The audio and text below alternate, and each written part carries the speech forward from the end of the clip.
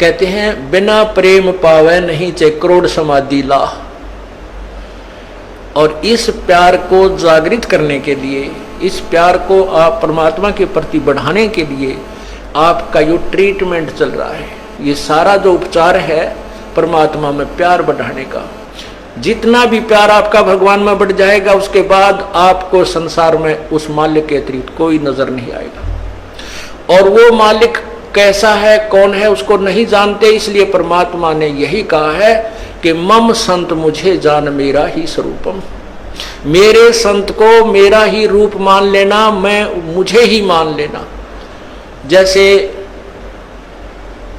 गुरु भगवान नहीं है, गुरु तो भगवान को मिलाने का, प्राप्त करवाने का एक मीडिया है, लेकिन वो पूर्ण परमात्मा का कृपा पात्र है।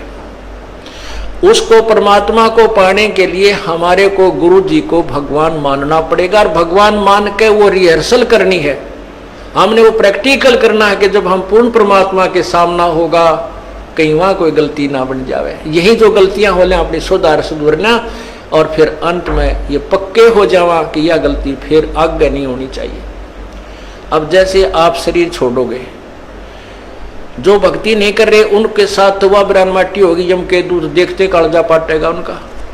और आपको परमात्मा स्वयं इस दास के रूप में खड़ा पाओगा, क्योंकि आप मुझे पहचानते हो, मेरी शक्ल को पहचानते हो। भगवान आपको वहां मिलेगा और आपको साथ लेकर के ऊपर जाएगा। तो आपको ऐसा लगेगा जैसे सत्संग में जा रहे हैं। वहां पर भी ऐसे ही मेले भरे होंगे, परमात्मा की लीला होगी, और वहां फिर तुम कोई गलती कर दोगे, क्योंकि यहाँ परमात्मा बहुत समय तक आपको फिर रखता है। इस 21वें ब्रह्मांड में एक, यहाँ इस एक ब्रह्मांड में अलग स्थान है परमात्मा, वहां भी आपकी पूरी ट्रेनिंग लेगा। और वहां फिर ऐसे जैसे सत्संग में आते हो, यहाँ भी इधर उधर का कोई गलती कर दोगे तो ये तो एक प्रैक्टिकल हो रहा है, और वहां हो जाएगा ओरिजिनल एग्जाम आपका, तो वहां से फिर पटकने पड़ोगे यहीं पर। उसमें इतना सुख जरूर हो जाएगा कि कई सैकड़ों मनुष्य जन्म में मिल सकते हैं, पार नहीं हो सकते। तो इसलिए यहाँ जो आप आते हो, तो जब यो दास है आपका, वो परमात्मा ने भेज रखा है, तो उसके लिए कहते हैं मम संत, मेरे संत को मेरा ही स्वरूप मानिए। मम संत मुझे जान मेरा ही स्वरूपम।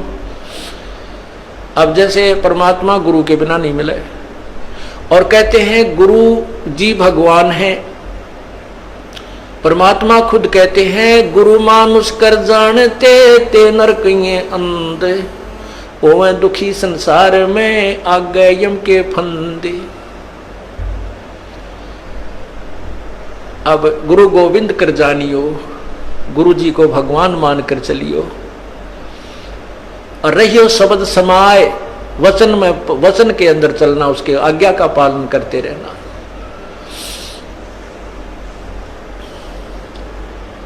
गुरु की आज्ञा आवही, गुरु की आज्ञा जाव, कह कबीर सो संत है आवागमन नसाए।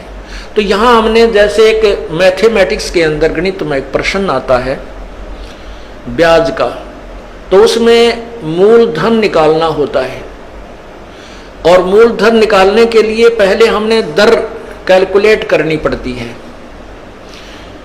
तो उसमें मूलधन मानना पड़ता है 100 रुपये। हालांकि वो 100 रुपये मूलधन नहीं है, लेकिन वो मानने पार पड़ेगी।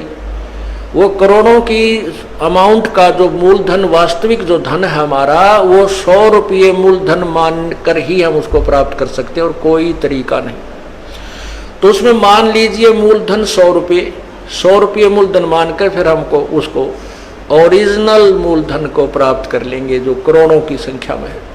तो वो परमात्मा को पाने के लिए गुरुजी उस परमात्मा जैसे परमात्मा नहीं है, लेकिन आपने परमात्मा मानना पड़ेगा, ताकि आपकी रिहर्सल ठीक चले जा, ताकि आप ये सोचो कि जब भगवान के सामने हम जाएंगे, जिसके इतने गुण सुनते हैं, और उस परमात्मा से हम मिलना चाहते हैं, वह हमारा कैसा शिष्टाचार हो, कैसा बोलना चालना हो, कैसा व्यवहार हो, कैसा उमंग हो।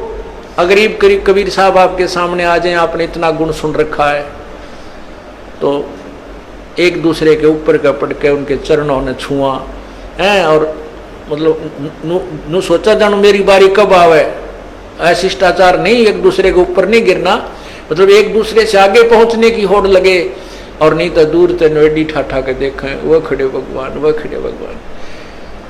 और यही उमंग आपकी इस दास को जब देखें, ये आप पर बन जाएगी।